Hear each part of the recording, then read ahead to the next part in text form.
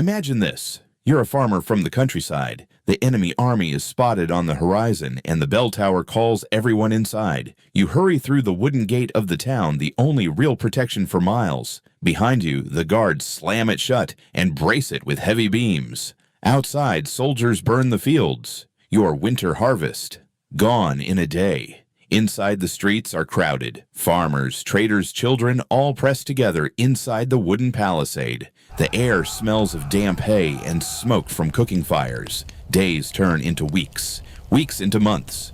No one comes in, no one goes out. And still, somehow this small town will survive a year-long siege without starving. The question is how? Back in the Middle Ages, siege warfare was as much a battle of hunger as it was of swords. An army didn't have to storm the walls to win. They could just wait, cut off the food, poison the wells, let winter do the killing. For small towns, this was a nightmare. Most people relied on fields outside the walls. Once the gates closed, those fields and the harvest were lost. Every sack of grain, every barrel of salt meat had to stretch for months, maybe years. Yet history is full of stories where towns held out far longer than anyone expected. From the 13th century siege of Acre to smaller blockades in France and the Holy Roman Empire, people found clever, sometimes desperate ways to keep everyone fed. Not feasts, not comfort, just enough to see another sunrise. And those tricks, they still work today if you know them. In a medieval siege, grain was more than food. It was life. Lose it, and the clock started ticking. That's why some townsfolk didn't keep their grain in barns or storerooms. Those would be the first places raiding soldiers searched. Instead, they hid it in a place no one would think to look under their own floor. Picture a small timber house inside the town walls, a dirt hearth in the center, a worn wooden floor, nothing remarkable, until you pry up a loose plank near the back. Beneath is a narrow hand-dug shaft 6, sometimes 8 feet deep. The walls are lined with dry straw to pull away moisture. A thin layer of ash is sprinkled to keep out insects. And inside, heavy clay jars or tightly bound sacks of barley rye or oats rest in the cool dark. Some lids are sealed with beeswax, locking out air and rodents. This wasn't guesswork. It was tried and tested. Historical records from 12th and 13th century Poland, Lithuania, and rural France describe these hidden caches. Some were so well made that archaeologists have found them centuries later, grain still dry, still pale, still edible. Why go to such trouble? Because in a siege, survival wasn't just about having food, it was about keeping it from being taken. A well-hidden pit meant the difference between feeding your children in February and watching them starve.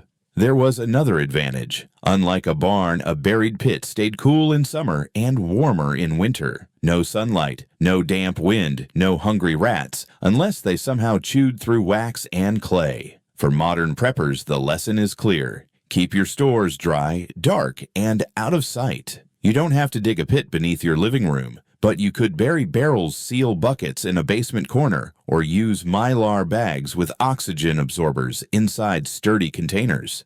800 years later, the principle hasn't changed. Hide your lifeline well, and it will keep you alive when the world outside is closing in. In a siege, meat wasn't just dinner, it was muscle milk and life on 4 legs. Lose your animals too soon, and you lost more than food. You lost your last moving source of calories. That's why many medieval towns practiced something clever, communal livestock rotation. Instead of each family keeping their own animals penned up until they were eaten, the town pooled them together. Picture a muddy courtyard behind the main hall, a rough wooden fence, dozens of goat sheep, and a few hardy cows shifting on their hooves, steam rising from their breath in the cold air. Every few weeks, animals were rotated from one small pen or stable to another, sometimes even into unused storage rooms or lower floors of stone towers.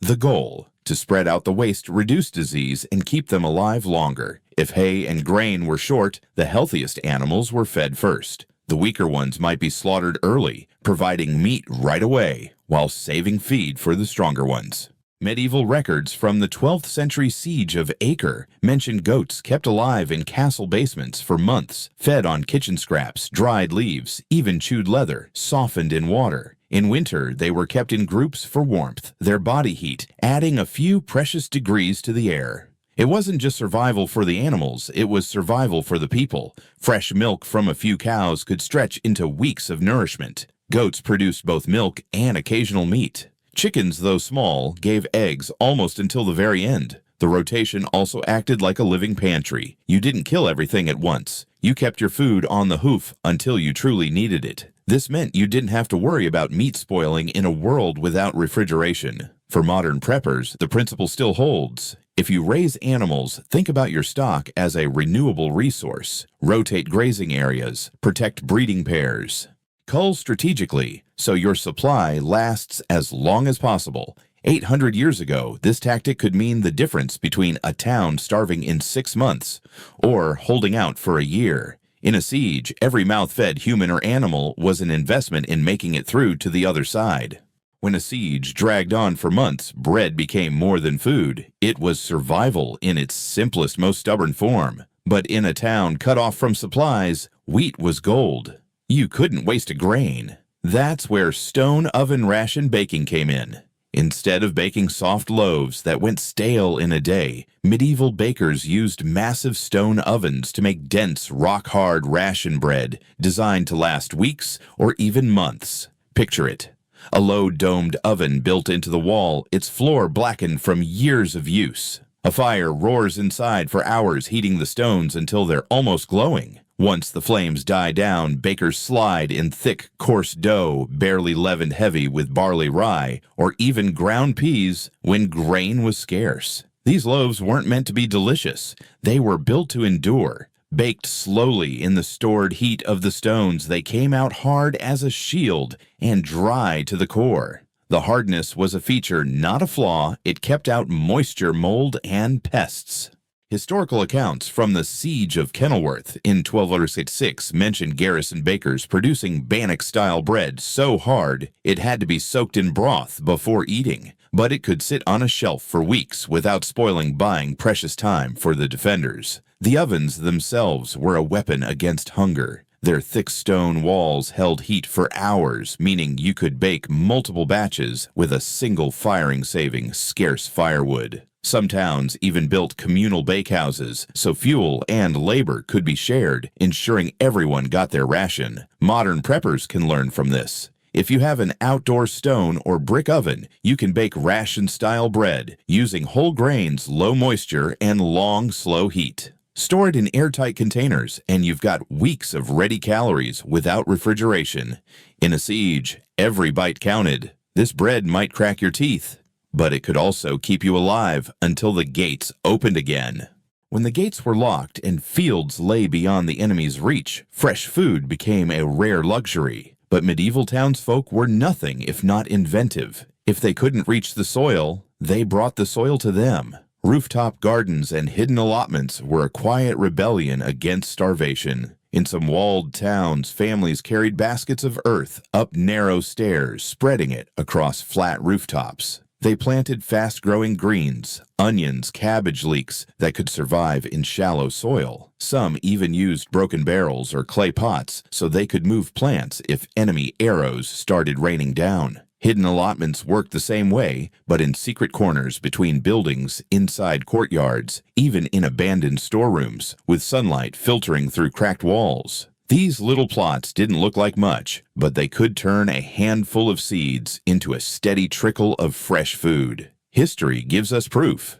During the Siege of Acre in 1190, chroniclers noted that townspeople were growing herbs and roots in every bare space to ward off scurvy and hunger. And in the Baltic sieges of the 13th century, rooftop cabbages were said to be guarded as fiercely as gold. The beauty of this method was its stealth. A field outside the walls was easy for the enemy to burn, but a rooftop or hidden garden was out of reach, producing food quietly right under the noses of the besiegers. Modern preppers can steal this play straight from the medieval handbook. If you've got a balcony flat roof or even a sunny window, you can grow small, nutrient-rich crops, spinach radishes, lettuce that don't need much depth or space. Container gardening, vertical racks, and hanging planters make it even easier to hide or move plants if you must. In a siege, victory wasn't always about the sword. Sometimes it was about who could keep a leaf of green on the table when winter and war closed in.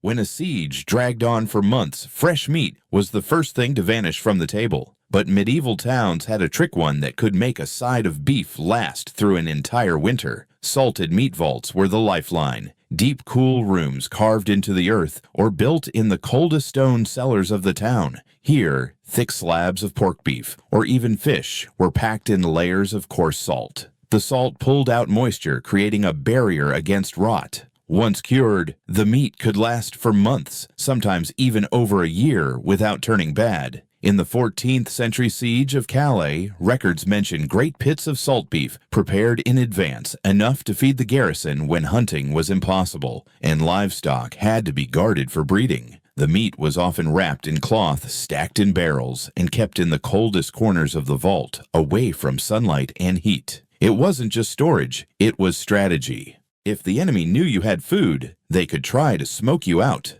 So vault entrances were disguised, sometimes hidden behind false walls or beneath stacks of firewood. Only trusted townsfolk knew the way in. During a siege, salted meat was rationed carefully. A chunk might be boiled with grains to make a thick stew, stretching every scrap. The fat was saved for cooking or even as lamp fuel. Nothing went to waste. The same principle works today.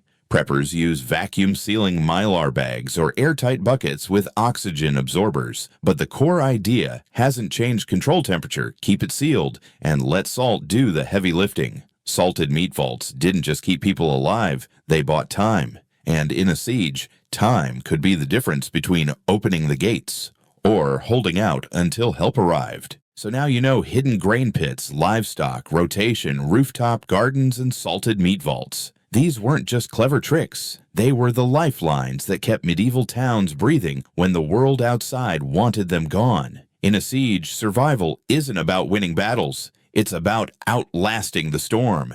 Every hidden store, every rationed meal, every guarded secret bought another day, another week, another month.